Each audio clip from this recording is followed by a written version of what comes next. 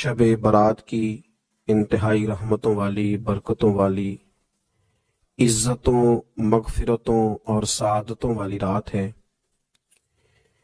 آج ہی وہ نصیبوں والی گھڑیاں ہیں جب اللہ تبارک و تعالی نبی پاک صلی اللہ علیہ وسلم کی امت میں سے بنو کلب کی بکریوں کے بالوں کی تعداد کے مطابق لوگوں کی مغفرت فرمائے گا۔ عزیز دوستو، بزرگوں اور بھائیوں، چونکہ یہ شب برات کی رات ہے تو اس رات بہت سارا اہتمام اور بہت ساری چیزوں کی ہمیں ضرورت ہے، اور جن حالات کا، جن آزمائشوں کا اس وقت امت مسلمہ اور پوری دنیا کو سامنا ہے، ان میں بہت زیادہ ضرورت ہے کہ ہم اپنے گھروں میں، مساجد میں،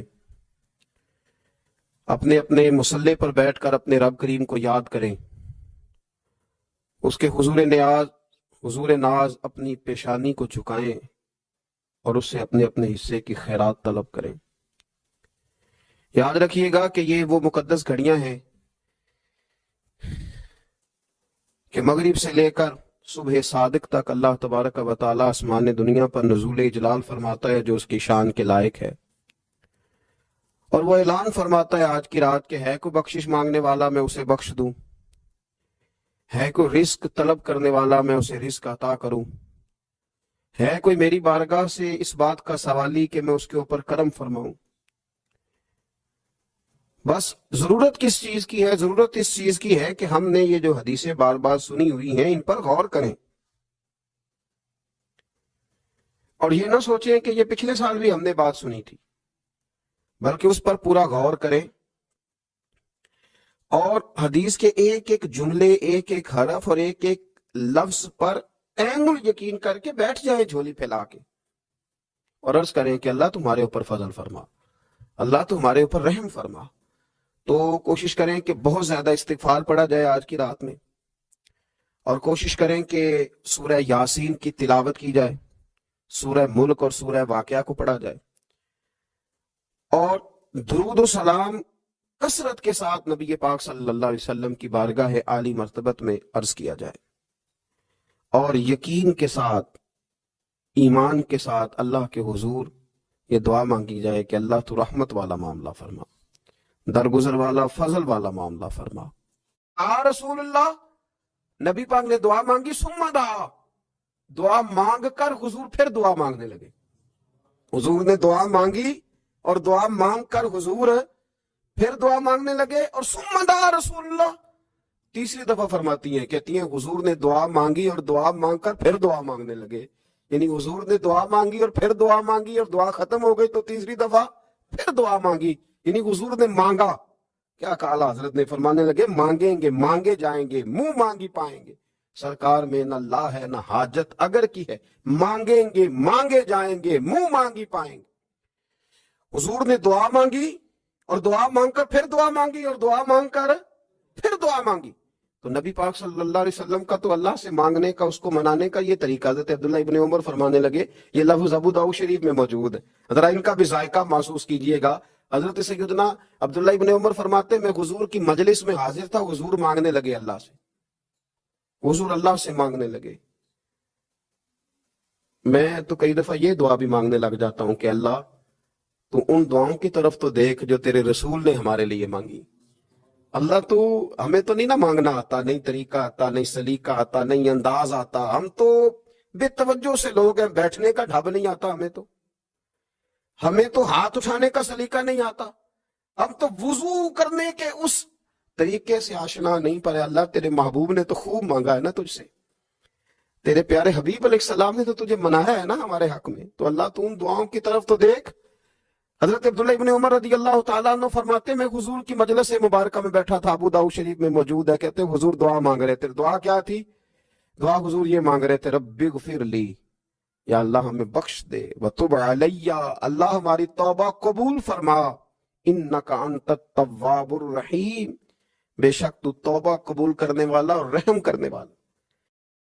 نبی پاک صلی اللہ علیہ وسلم سے امت کا جذباتی رشتہ ہے، یہ پہلے دن سے ہی ابو جہل کب منع کرتا تھا کسی مسلمان کو کہ خانہ کعبہ میں نماز نہ پڑھو، کہتا پڑھو. حضرت صہیب ابن سنان رومی سے اس نے کہا کہ آپ اپنے طریقے کے مطابق، مسلمانوں کے طریقے کے مطابق کعبے کے اندر نماز پڑھیں، جو مرضی کریں. اور روکتے تو وہ نبی پاک کے قریب جانے سے تھے. وہ منڈیوں میں بیٹھ جاتے تھے، حضور کے قریب نہ جانا، حضور کے قریب نہ جانا، حضور کے قریب نہ جانا.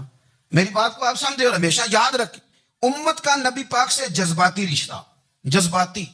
یہ جو رسول اللہ کی امت ہے یہ گناہ گار ہو سکتی ہے پر اپنے نبی کی غدار نہیں ہوتی. میں آپ کو صحیح کہہ رہا ہوں. میرے کلین شیو نوجوان کے کان میں آپ جا کے کہیں نبی پاک، اور چاہے اس نے نماز نہ پڑھی ہو، چاہے اس نے داڑھی نہ رکھی ہو، آپ حضور کا نام لیں اس کے رونگٹے کھڑے ہو جاتے ہیں. اس کی طبیعت، اس کا دل دھک دھک کرتا ہے. اس کی ایک ایک روح سے محمد محمد کی آوازیں نکلتی. یہ فیض ہے رسول پاک کا اور یہ کرم ہے اللہ کا اس امت کے ساتھ. امیر ملت پیر جماعت علی شاہ صاحب محدث علی پوری فرماتے ہیں ایک جگہ ہندوؤں کا جلسہ تھا، ہندو پنڈت تقریر کر رہا تھا، اس نے نبی پاک صلی اللہ علیہ وسلم کی شان میں معاذ اللہ کو بے ادبی کر دی. مسلمان تھے ہی نہیں، ایک مسلمان تھا، وہ ملنگ نہیں ہوتے دوری ڈنڈے والے، اس کے پاس رنگین ڈنڈا تھا، وہ کہیں دور بیٹھا تھا. تو اس نے سن لی، اسپیکر چل رہا تھا، تو وہ ڈنڈا لے کے تو سٹیج پہ چڑھ آیا. وہ کہتا ہے میں نے پنڈت کے ساتھ میں مارا ایک ہی ہے پر مارا ذرا صحیح کر کے. اور ڈھیر ہو گیا، لوگوں نے گرفتار کر لیا، جیل میں چلا گیا. پیر صاحب کہتے ہیں میں ملنے گیا، بندے کو بسم اللہ بھی سیدھی نہیں پڑھنی آتی، سورۃ اخلاص بھی ٹھیک نہیں آتی، اسے ربنا آتی نہ دعا نہیں کر سکتا، ملنگ ہے. میں ملنے گیا اور میں نے کہا یار نہ تو نماز پڑھے، نہ داڑھی رکھے، نہ تو مسجد جائے، پر تو نے کمال کر دی. تو کہتے ہیں پیر صاحب چھم چھم رویا اور پنجابی میں کہنے لگا پیر صاحب میں گناہ گار ہاں پر اپنے نبی دا غدار تے نہیں نا. یہ گناہ گار اور غدار میں فرق ہوتا ہے. میں گناہ گار ہوں پر یہ تو نہیں نا کسی کی ضرورت کہ میرے سامنے میرے نبی کے بارے میں بات کر جائے اور ساڑی اچھی تے سچی سرکار نو گل کر جائے. یہ بات آپ سمجھیں. دشمن احمد پہ شدت کیجئے، ملحدوں سے کیا مروت کیجئے، شرک ٹھہرے جس میں تعظیم رسول، اس برے مذہب پہ لعنت کیجئے، اور مثل فارض زلزلے ہوں نجد میں ذکر آیات ولادت کیجئے، اور یا رسول اللہ کی کثرت کیجئے. نبی پاک کا پیار امت کے لیے سرمایہ حیات ہے. رسول پاک کے ساتھ امت کا والہانہ رشتہ ہے. نبی پاک کے ساتھ والے حضرت خبیب کو گرفتار کر لیا مکے والوں نے. اس وقت غربت تھی اسلام پر. مکے میں سارے لوگ کٹھے ہو گئے اور چوک میں پھانسی دینے لگے حضرت خبیب کو. کہنا آسان ہے، کرنا بڑا مشکل ہے. بندہ جیل میں الجھ جائے تو میں نے بڑے بڑے سیانے لوگ معافیاں مانگتے دیکھے، بڑے بڑے لوگ کہتے دیکھے ہیں کہ یہ کام بڑا. قید تنہائی بذات خود ایک مصیبت ہے. آپ کو اکیلا رہنا پڑ جائے نا، یہ لاک ڈاؤن ہوا ہے تو لوگ نفسیاتی مریض بن گئے. اکیلے رہنا، تنہا رہنا کوئی چھوٹا کام ہے. حضرت خبیب اکیلے اور مکے کا دور اور چاروں جانب کافر، اور چوک میں جب پھانسی پہ لٹکایا جانے لگا تو ابو سفیان بولے اور بول کے کہنے لگے یار بندہ کوئی کام کر کے بڑا پچھتاتا بھی ہے، یار نتیجہ کیا نکلا؟ تو معاذ اللہ آپ کا بھی نتیجہ تو پھانسی ہے. تو آپ کا کیا خیال ہے؟ یہ آپ یقین کریں کہ لوگ صحیح صحیح ساتھ چلتے ہیں، تھوڑی سی دشواری اٹھانی پڑ جائے تو کہتے ہیں میں گھر ہی ٹھیک تھا، پر انہیں پتھروں پہ چل کے اگر آ سکو تو آؤ. میرے گھر کے راستے میں کوئی کہکشاں نہیں ہے. لوگ نا میٹھا میٹھا کھانا چاہتے ہیں، تھوڑا کڑوا آ جائے تو مصیبت بن جاتی. کہتے ہیں سارے فلانے سے پیار کریں گے تو میں کروں گا، سارے مخالفت بھی کریں گے تو ہم انشاءاللہ پیار ہی کریں گے. یہ کیا بات ہوئی کہ ہم زمانے کا رنگ دیکھ کے چلیں گے؟ اب بعض لوگ پچھتا رہے ہوتے. حضرت خبیب سے کہا، ابو سفیان نے ابھی کلمہ نہیں پڑھتے تھے، کہنے لگے تو اس وقت پھانسی پہ لٹک رہا ہے اور تیرے نبی مدینے میں اور آرام میں، اور ان کے صحابہ آرام میں، اہل بیت گھر میں.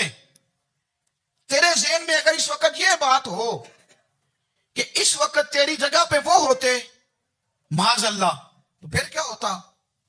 مجمع غیروں کا، علاقہ غیروں کا. یہ ٹائم آیا تھا اب نعرہ رسالت لگانے کا. اب ٹائم آیا حضرت خبیب نے نعرہ رسالت لگانا ہے، پر لگانا کس طرح ہے کہ کافر یاد رکھیں. حضرت خبیب سے کہنے لگے اگر تیری جگہ حضور ہوتے تو پھر تیرا کیا خیال ہے معاذ اللہ؟ تو حضرت خبیب کہنے لگے تم ابھی بھی نہیں سمجھے. ٹھیک ہے میں مکے میں اکیلا ہوں، سارے لوگ مدینے میں ہیں، پر میں پچھتا نہیں رہا، میں تو فخر کر رہا ہوں. میں فخر کر رہا ہوں اس لیے کہ چوری کر کے جان نہیں دے رہا، مدینے والے کی عزت پہ جان دے رہا ہوں.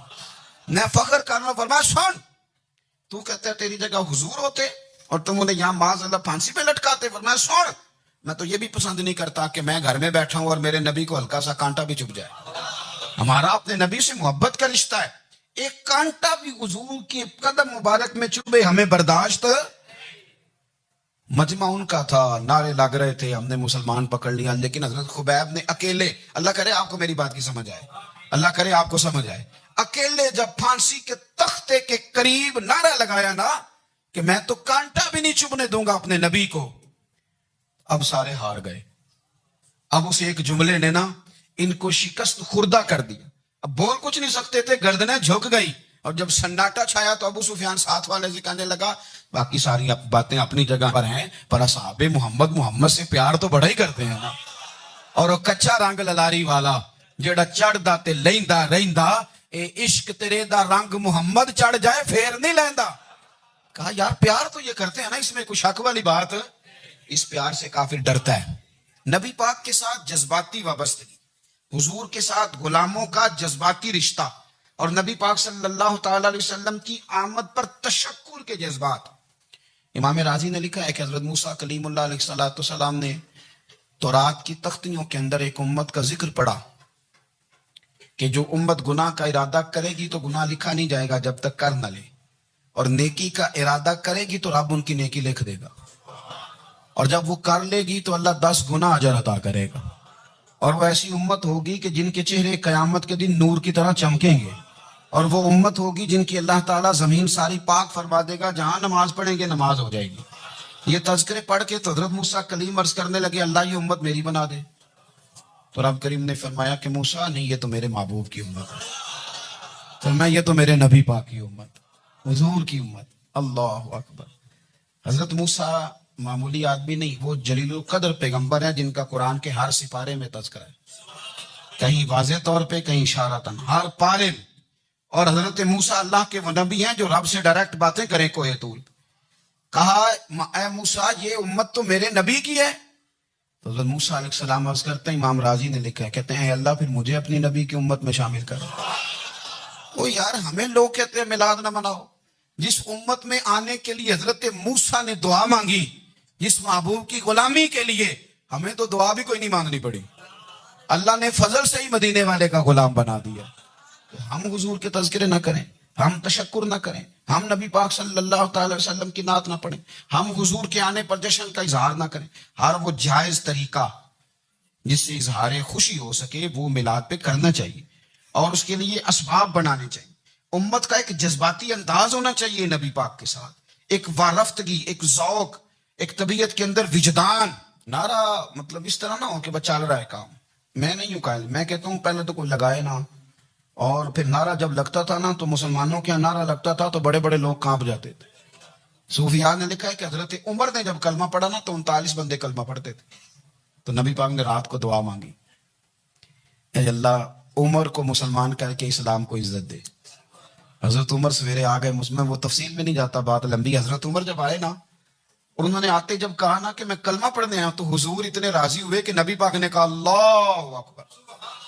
تو صحابہ نے نعرے لگائے اللہ اکبر اللہ اکبر, یعنی 40 لوگ مسلمان ہوئے تو نعرے لگے. ہمارے صوفیاء کہتے ہیں حضرت عمر کے آنے پر جب نعرے لگے تو بتاؤ کہ وہ تو نعرہ تکبیر لگا, نعرہ رسالت کیوں نہیں لگا؟ تو کہتے ہیں گویا ہمیں حضور نے یہ سمجھایا ہے, حضور کے اشاروں نے سمجھایا ہے کہ میں اب اپنے نعرے خود تو نہیں نہ لگاؤں گا, میں نے تو اللہ اکبر کہہ دیا, عمر آ گیا ہے, میرے نعرے لگاتا رہے گا, نعرے لگیں گے. حضرت عمر نے پہلے دن ہی کہا کہ حضور آپ سچے رسول ہیں تو چھپ چھپ کے نماز کیوں پڑھیں. شروع ہو گئے نعرے, حضور آپ سچے ہیں تو چھپ چھپ کے نماز کا کیا مانا ہو؟ تو حضور نے فرمایا تیرا کیا ارادہ ہے؟ کہ حضور سارے نہیں, ایک میں ایک امیر حمزہ, ایک لائن کے آگے وہ لگ جائے, ایک کے آگے میں لگ جاؤں, اور باقی مسلمان جتنے ہیں کل 40 تھے, پیچھے 18 19 بچیں گے, تو ایک لائن میں وہ ہو جائیں, ایک میں آگے, ایک میں امیر حمزہ ہو, ایک میں ہوں, تو دیکھ لیتے ہیں یہ ہمیں نماز کیسے نہیں پڑھنے دیتے. ہاں دیکھ لیتے ہیں, آئے نا میدان میں, ادھر آ ستمگر ہنر آزمائیں, تو تیر آزما ہم جگر آزمائیں, اور غلامان محمد جان دینے سے نہیں ڈرتے, یہ سر کٹ جائے یا رہ جائے کچھ پرواہ نہیں کرتے. فرمایا بھی پتہ چل جاتا ہے نا, ایک لائن میں حضرت امیر حمزہ ہو گئے, ایک میں حضرت عمر ہو گئے. پہلے یہ مارتے تھے جو حرم شریف میں مسلمانوں کے طریقے پہ نماز پڑھتا تھا, یہ جلوسوں کی بڑی برکت ہے, اندر بیٹھے رہے نا چپ کر کے, نکل جائیں تو پتہ کچھ بھی نہیں چلتا. جب نکلتے ہیں نا لوگ کہتے ہیں جلوس کیا معنی ہے, تو میں بتاتا ہوں نا جلوس کا معنی کیا ہے.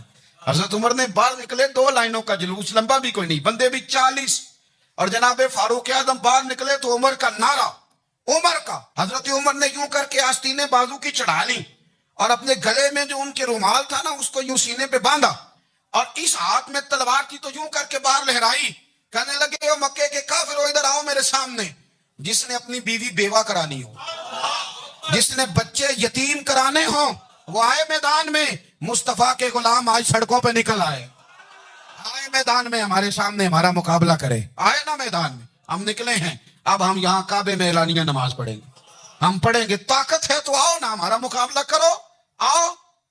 کفر بذات خود بہت بڑا جھوٹ ہے، اور جھوٹ کے پیر بس 2 بندے نکلے تلواریں لے کے آگے آگے، تو پھر حضرت عمر نے اعلانیہ نماز پڑھوائی خانہ کعبہ۔ تو میرے بھائی رسول اللہ صلی اللہ علیہ وسلم کے غلام تو جب نعرہ لگاتے تھے تو ہو ہی کمال جاتا تھا۔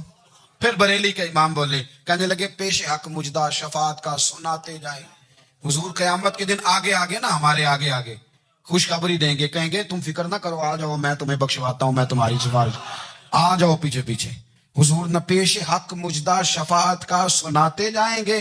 یقین کریں بریلی کے امام کو بھی بڑا ہی رنگ آتا ہے بیان کرنے کا، کہنے لگے آپ روتے جائیں گے، اللہ کو منانا نا حضور نے، کہتے ہیں پیش حق مجدہ شفاعت کا سناتے جائیں گے، آپ روتے جائیں گے پر ہم کو ہنساتے جائیں گے، باغ جنت میں محمد مسکراتے جائیں گے، پھول رحمت کے گریں گے ہم اٹھاتے جائیں گے، اور حشر میں ہوگا ہمارا داخلہ اس شان سے ہم یا رسول اللہ کا نعرہ لگاتے جائیں، ہم یا رسول اللہ کا نعرہ۔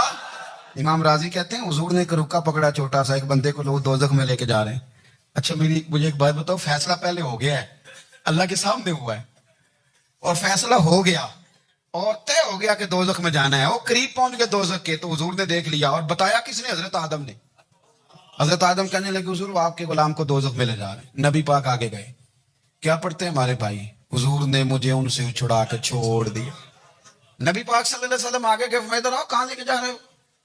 اللہ کے سامنے فیصلہ ہوا ہے نا، فرشتوں نے کیا ہے نا، فرشتے کو کسی سے بددیانتی تو نہیں نہ کرتے، فرشتوں نے جو کیا ٹھیک کیا ہے نا، کیوں لے کے جا رہے ہو؟ سونے گناہ زیادہ ہے، نیکیاں تھوڑی ہیں، فرمایا میرے سامنے تو لو۔ کسی فرشتے نے نہیں کہا کہ سونے معاذ اللہ ہم کو بے ایمان ہے، ہماری کوئی سے زید چل ساڈا کوئی بننا سان جائے دے نال، بھائی میرا مطلب ہے صحیح تو لے، فیصلہ ہے اور میں دوبارہ تو لو۔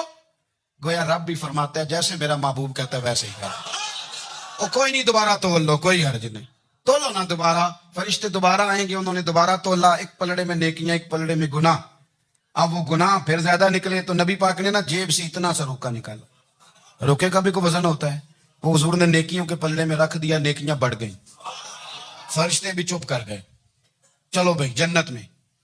میری طرح کا تھا نا پتہ سارا ہے سردار نے کی تھی، پتہ تو تھا نا اسے من نانم کے من دانم، تو سیدھا حضور کے قدموں سے جا لگا، کہنے لگا سونیا میں تو ساری زندگی گناہ کرتا رہا، یہ کون سی نیکی ہے؟ تو حضور فرمانے لگے چپ کر، جنت کا دروازہ کھول گیا، تو جا جنت میں۔ حضور رکے میں کیا ہے؟ فرمایا تو نے ایک دن درود و سلام نہیں پڑھا تھا، اور میں نے تیرا سنبھال کے رکھا ہوا تیرا درود شریف، وہ نعرے رسالت بھی تو نے لگائے تھے، وہ تو کھول کے میرے تذکرے میں نے تیرا سنبھال لیا، دوزخ میں میں تو کیا میرا سایہ نہ جائے، کیونکہ رسول پاک سے دیکھا نہ جائے، میرے رسول پاک۔ اور میری بات سنو، میں بھی آپ کو کھانا نہیں کھلاتا، لنگر میرے سنگی کھلاتے ہیں، میرے دوست آپ کو کھانا پیش کرتے ہیں، ہر جگہ آپ جاتے ہیں تو وہاں کچھ لوگوں کی ڈیوٹی ہوتی ہے، لیکن ترمذی شریف سیاستہ کی حدیث ہے، حضرت انس نے پوچھا تھا حضور قیامت میں کہاں ملیں گے؟ فرمایا حوض کوثر پہ۔ حضور وہاں انس پانی پلائیں گے کہ بلال پلائیں گے کہ سہیب پلائیں گے؟ فرمایا نہیں، امت پیاسی آئے گی تو میں اپنے دست مبارک سے پانی پلاؤں۔ حضور وہاں نہ ملے تو فرمایا پل صراط پہ آنا، امت گزرے گی تو میں رب سلیم کی دعائیں کروں گا۔ تو اعلیٰ حضرت فرماتے ہیں جب حضور دعا کر رہے ہیں تو ڈرنے کی ضرورت کیا ہے؟ خدا کی رضا چاہتے ہیں دو عالم، خدا چاہتا ہے رضائے محمد، رضا اب پل سے وجد کرتے گزری کہ ہے رب سلیم دعائے محمد صلی اللہ ہو۔ تو حضور وہاں ملاقات نہ ہوئی تو پھر اس حدیث کو بھی یہ حدیث مضبوط کر دے گی۔ حضور فرمانے لگے پھر میزان عمل پہ آ جانا، امت کے عمل تول رہے ہوں گے اور میں کامیابی کی دعائیں مانگ رہا ہوں گا، تو جس کے لیے حضور دعا مانگیں گے ناکام ہوگا، ناکام ہوگا۔ اپنے بچوں کو حضور کی محبت سکھائیں، نبی پاک صلی اللہ علیہ وسلم کی غلامی کریں، آپ کا رشتہ نبی پاک کے ساتھ مضبوط ہونا چاہیے، آپ کے تعلقات حضور کے ساتھ مضبوط ہونے چاہیے. اور آپ نے دائیں بائیں نہیں دیکھنا کہ پراپوگنڈا کیا ہے، لوگ کیا کہہ رہے ہیں. لوگوں کو دیکھ کے جو لوگ رستہ بناتے ہیں وہ پیچھے رہ جاتے ہیں. آپ نے یہ دیکھنا ہے کہ میرا حضور سے نسبت کا تعلق مضبوط ہے. کوئی کدھر جا رہا ہے، اس سے ہمیں کوئی تعلق. اس وقت عالمی حالات کیا ہیں، قومی حالات